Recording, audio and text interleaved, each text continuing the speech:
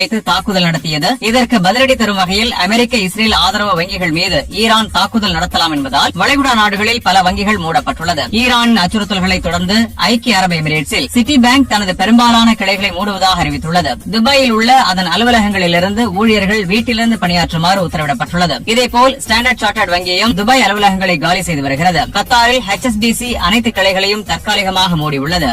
அமெரிக்க உளவுத்துறை மதிப்பீட்டின்படி ஈரான் தலைமை இன்னும் உறுதியுடன் நிலைத்திருக்கிறது. அரசு விரைவில் சரியும் அபாயம் இல்லை என மதிப்பிடப்பட்டுள்ளது. உச்ச தலைவர் அலி கமேனி கொல்லப்பட்ட பின்னரும் ஆட்சி மக்கள் மீதான கட்டுப்பாட்டை தக்கவைத்துள்ளதாக அமெரிக்க உளவு அறிக்கைகள் தெரிவிக்கின்றன. இஸ்ரேலிய அதிகாரிகளும் இந்த கருத்தை ஒப்புக் சவுதி அரேபியாவின் ஷைபா எண்ணெய் வயல் நோக்கி சென்ற 2 ட்ரோன்களை சவுதி பாதுகாப்பு படைகள் இடைமறித்து அழித்துள்ளன. இன்று இதுவரை பல ட்ரோன் தாக்குதல் முயற்சிகளை சவுதி அரேபியா தடுத்துள்ளதாக அறிவித்துள்ளது.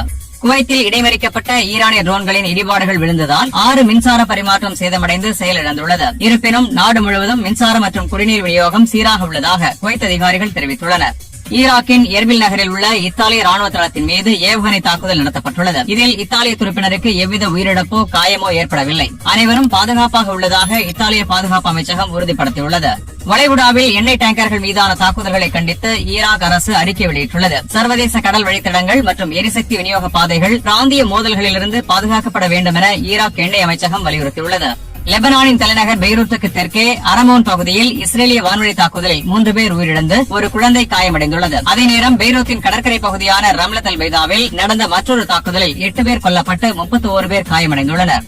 ஹார்மோஸ் ஜலசந்தையில் தாய் குடியுடன் சென்ற மயூரி நெறி என்ற கப்பல் மீது நடத்தப்பட்ட தாக்குதல் தொடர்பாக தாய்லாந்து வெளியுறவு அமைச்சகம் ஈரானிய தூதரை அழைத்து விளக்கம் கேட்டுள்ளது. கப்பல் எஞ்சின் அறையில் 3 குழுவினர் சிக்கியுள்ளதாகவும் அவர்கள் காணாமல் போயிருப்பதாகவும் கப்பல் நிர்வாகம் தெரிவித்துள்ளது.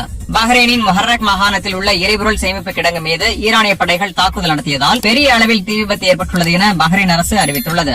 இனி விரிவான செய்திகளை பார்க்கலாம். மத்திய கிழக்கில் தொடரும் போரின் பொருளாதார மற்றும் மனிதாபிமான பாதிப்புகள் குறித்து புதிய தகவல்கள் வெளியாகியுள்ளன. முதலில் அமெரிக்காவின் போர் செலவு குறித்து பென்டகன் அதிகாரிகள் அமெரிக்க சட்டம் இயற்றும் அவர்களிடம் கூறியதாவது: